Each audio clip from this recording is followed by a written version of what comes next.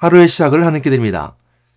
이스라엘과 팔레스타인의 충돌이 가자지구에서 있던 것이 뉴스에 계속 대서특필되고 있습니다.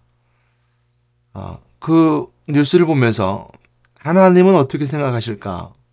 하나님은 어떤 마음이실까라는 것을 놓고 생각해 봤습니다. 하나님의 생각은 항상 우리에게 있음을 알게 됩니다. 하나님의 생각은 정치적이거나 군사적이거나 또한 민족적인 것보단 우리에게 있음을 알게 됩니다. 그래서 그 말씀까지 함께 나눠보도록 할 텐데요.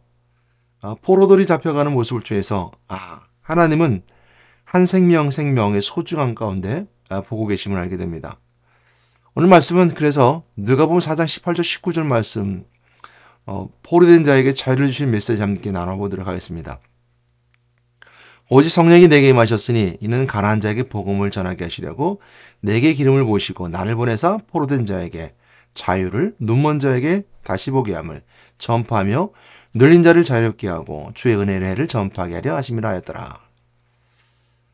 예수님께서 자신이 어렸을 때 있었던 나사렛에 가셨다가 그곳에서 이 말씀을 들어 읽으시면서 이사야 말씀이죠. 61장 말씀. 이사야 61장 1절로 3절 말씀에 있는 메시지를 들고 읽으시면서 이 말씀을 하시고 있는 장면입니다. 이 말씀을 통해서 주의 성령이 내게 임하셨으니 이사야가 똑같이 그 말씀했던 고백의 메시지를 예수님의 말씀을 들고 읽으시면서 포로된 자에게 자유하게 함을, 눈먼 자에게 다시 보게 함을. 여전 하나님은 포로된 자처럼, 눈먼 자처럼, 가난한 자처럼 어려운 자들에게 하나님이셨음을 알게 됩니다.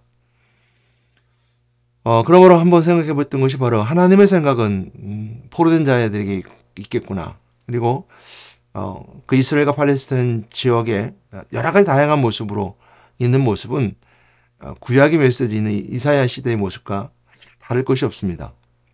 가나안 땅에 들어갔던 이스라엘 백성들의 모습과 또한 그 안에 다투고 있는 모습이 원래 동일하게 적용되어 있는 모습을 통해서 많은 사람들은 이곳에서의 세계대전에 염려를 하고 있습니다.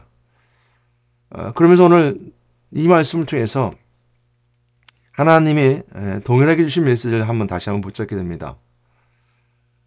포로로 잡혀가는 그 사람들을 보면서 참 안타깝다, 안 됐다라는 생각을 했고요. 우리는 누구나 다처럼 포로로 잡혀 있음을 알게 됩니다. 오늘 말씀 속에 있는 것 주의 성령이 내게 임하셨으니 하는 말씀을 예수님도 동일하게 말씀하시면서 내게 기름 부어서 나를 보내사. 누구에게? 모두에게. 그래서 포로된 자에게 자유를 말씀을 통해서 동일하게 적용되는 이사야의 말씀을 통해서 한번 보도록 할 텐데요. 이사야 61장 1절 3절 말씀을 보게 되면 주 여호와 영이 내게 내려오셨으니 이는 여호와께서 내게 기름을 부으사 가난한 자에게 아름다운 소식을 전하게 하려 하심이라. 나를 보내사 마음이 상한 자들을 고치시며 포로된 자에게 자유를 갇힌 자에게 노임을 선포하며 여호와의 은혜와 우리 하나님의 보복의 날을 선포하며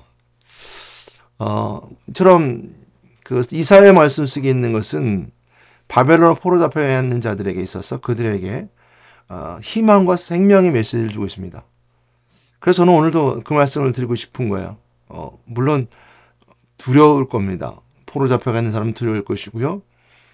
그들이 있는 상황이 전혀 평안의 삶이 아니고 평안의 자리가 아니기 때문에 더군다나 이처럼 전쟁이 일어나는 그 상황까지 일어나게 되는 상황 속에서 포로 잡혀 있는 민간인들은 어찌 보면 고통과 고난일 것입니다. 이 고난과 고통을 우리가 당하는 지금의 삶의 고난이라고 비교할 수 없겠지만 마음이 아프고 슬프겠지만 더욱이나 우리도 마귀의 포로 잡혀 있는 우리의 모습을 통해서 이 상황을 생각해 보게 됩니다. 먼저 그들에게서 무사히 귀환할 수 있는 또 무사히 가족의 품으로 돌아갈 수 있는 것을 기도합니다. 민간인은 군인이 아니고 싸움터 있는 사람들이 아니고 전혀 사람들을 또한 위협을 가할 수 있는 요소가 아닙니다. 물론 마찬가지로 하마스에서 말하는 것처럼 이스라엘에 붙잡혀 있는 포로들이 속방을 산다라는 것처럼 서로 양쪽에 포로가 있을 것입니다. 그 포로가 있을 때 그 포로 중에 백성이 있다면 전혀 위협이 없는 사람도 있다면 그 사람들에게 있어서 오늘 그 포로에서 자유롭게 된 은혜가 있어야 될 것이죠. 그들이 무사히 양쪽 다 모두가 다 백성들이라면 또 민간이라면 가족의 품에 들어가서 평화를 누릴 수 있었으면 좋겠습니다. 그것이 기도하는 모습이고요. 제가 목회자로서 또한 그것이 바른 기도의 모습인 것 같습니다. 그러면서 오늘 또한 이 말씀을 통해서 우리가 영적으로 다시 한번 생각해보고 해석해보게 될 때 우리는 누구나 다 포로 잡혀 있다.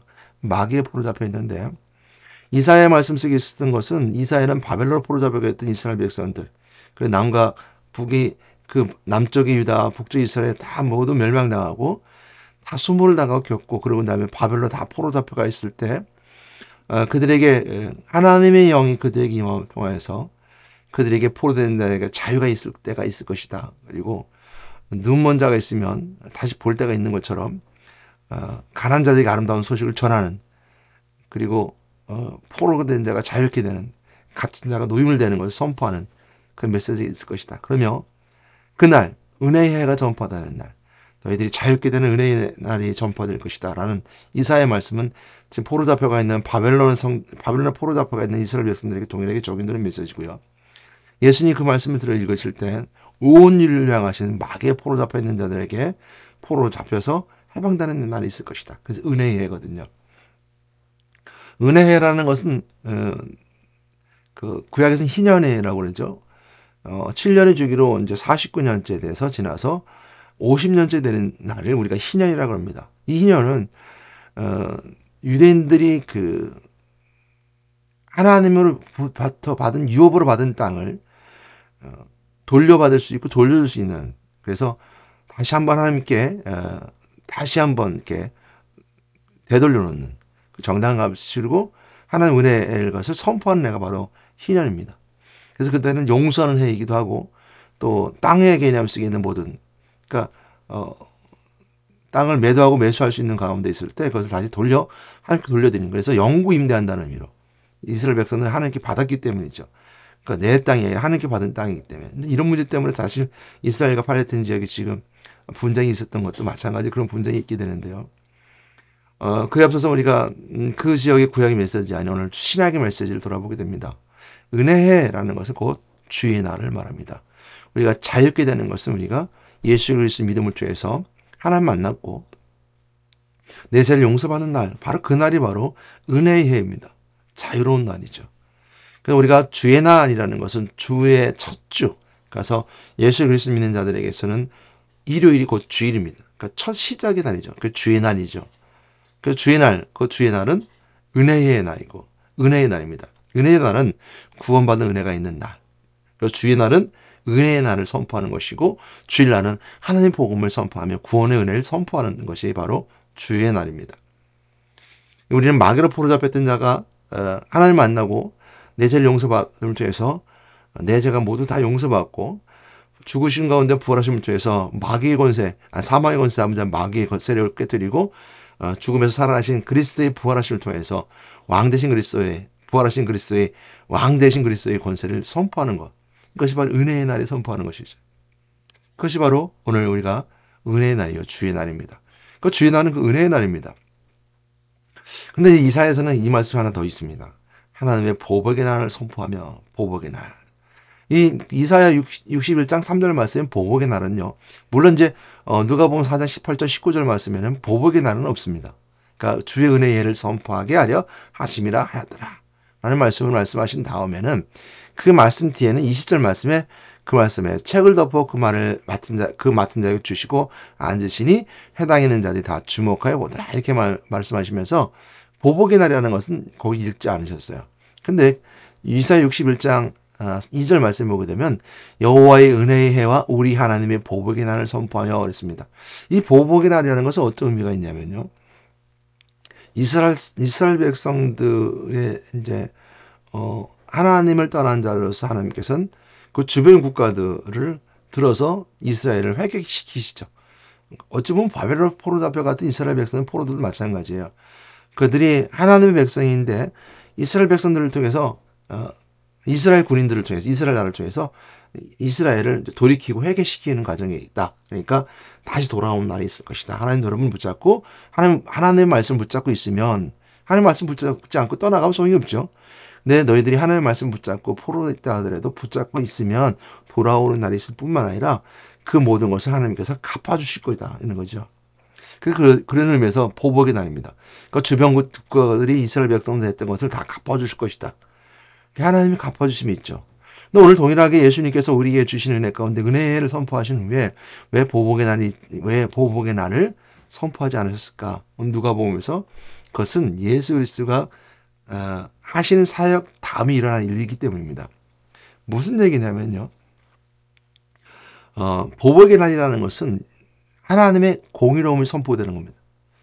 그러니까 이스라엘 백성들에게 향하셨던 하나님의 의로움이 선포된 것인데 그 불의를 통해서 이스라엘 백성들의 그 포로 잡혀가서 돌아오는 은혜를 선포할 때 주변에 불의들을 들어서 쓰셨을 때 그 불의를 심판하시는 거죠. 그러니까 의와 불의를 분명히 구별하고 분명하게 나누는 것이며 그것이 바로 심판의 의미가 있습니다. 그래서 예수님께서 우리에게 주신 심판의 의미는 다시 오시는 그 강림의 시간표에 또한 재림의 시간표에 있습니다. 그것은 심판 과정 속에 있기 때문에 우리가 하는 것처럼 나팔재앙, 대접재앙처럼 물론 이제 그 재앙에 따라서 순차적으로 가고 또 이루어져가는 과정 속에 있을 때 마지막 심판답에 쓰는 것은 불신자들이 세워지고 결국 그 인생의 때의 삶을 살아가면서 믿음이 있지 않은 자들에게는 지옥불에 던져지게 되는 마지막 심판에 세워지게 됩니다. 물론 미지수를 그리스도 믿는 자들에게는 은혜만 있을 뿐이지 심판의 앞에 쓰지 않습니다. 그리고 새하늘과 새 땅에 들어가게 되는데요. 우리가 천국이라고 그러죠. 그런 것을 봤을 때 예수님께서 다시 오시는 그날부터 다시 강림하시고 재림하시는 그날이 바로 은혜의 복음의 날, 그러니까 하나님의 보복의 날이 선포되는 것처럼 하나님의 의로움이 선포되는 것입니다. 그래서 예수님이 다시 오시게 되면 갈라지게 됩니다. 나눠지게 되고 결정되게 됩니다. 예수를 믿는 믿음의 사람들은 낙원에 있다 부활체에 대해서 아니면 밑에 육체에 삶는 사람은 휴거에 대해서 강림하는 그 공중에서 함께 혼인잔치가 혼인식이 이루어지게 되죠. 이런 것처럼 하나님의 의로움이 또한 이 땅에서 인생의 삶을 살아가는 때 마귀 포로 잡혀서 삶을 살아가면서 예수 믿는 이유로 핍박당하는 것이 또 예수 믿는 이유 때문에 어려움 당하는 것이 다 어린 양 혼인식에 참여함을 통해서 모든 것이 다 영적인 문제로서 다 해결되고 의로움으로서 선포됨을 통해서 그 모든 것들이 열매로 맺어지게 된 겁니다. 그러나 우리 인생의 땅에 살아가는 우리에게서는 항상 어려움 속에 살아가죠. 고통과 고난 가운데 살아가고 마귀 포로에 붙잡힌 삶으로 인생의 사주팔자 속에 들어가. 사주팔자란 말이 좀 그런데요.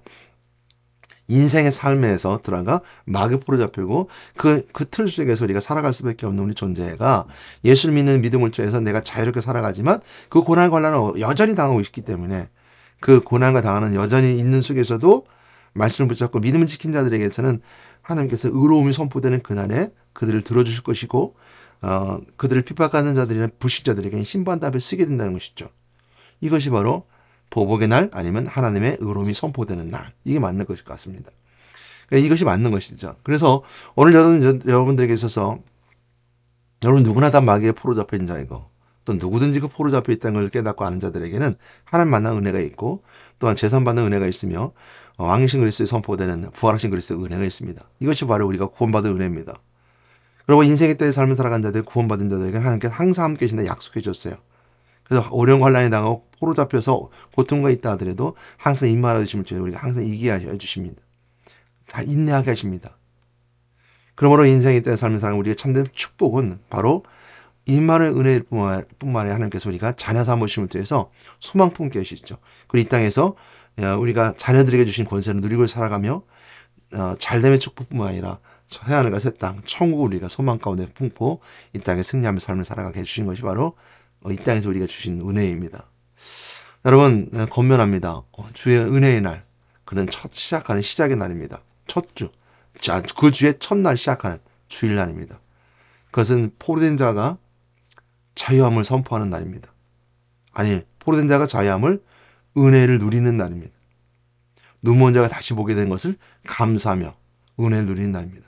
그것이 바로 주의 날이고, 묶인 자가 풀어지고, 또한 붙잡힌 자가 자유케 되는, 그리고 눌린 자가 해방받을 수 있는 그 날이 바로 거룩한 주일날입니다.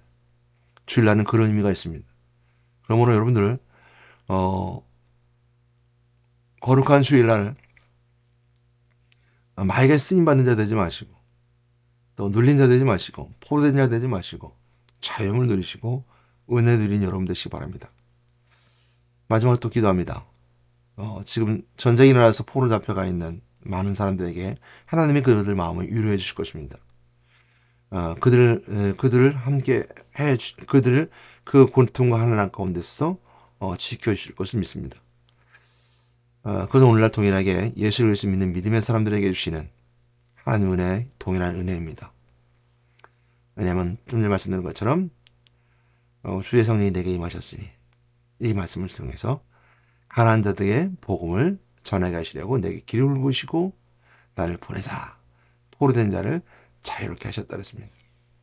그들에게 그 사랑, 그 아픔과 고통과 포로된 자에 붙잡혀 있을 때 하는 그들을 찾아가 주시고 만나 주십니다.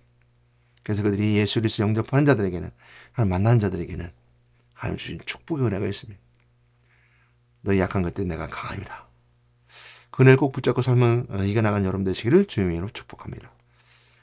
기도하겠습니다. 사랑과 은혜가 많으신 하나님 감사합니다. 나를 보내서 포로된 자의 자유를 주신다는 것처럼 이 시대에 전쟁으로 또한 삶의 여러 가지 어려움 속에서 몰질의 포로가 되거든.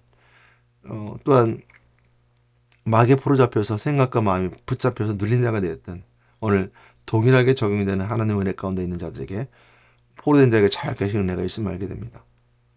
또한 눌린 자에게 자유케 됨이 있음을 알게 됩니다. 저희들 그 고백을 함을 통해서 오늘도 참된 자유함을 누리시는 자 되게 도와주시고 주의 날 은혜의 해를 선포할 수 있는 저희 삶이 되게 인도하여 주시옵소서. 특별히 오늘 팔레스타인과 이스라엘 지역에 있는 그 전쟁통에 전쟁 가운데 있는 그 가운데 포로로 잡혀가 아픔과 고통 있는 자들에게 하루빨리 가족 부모 돌아가서 참된 평화를 누릴 수 있는 그런 날이 있기를 주님으로 소망하며 기도합니다.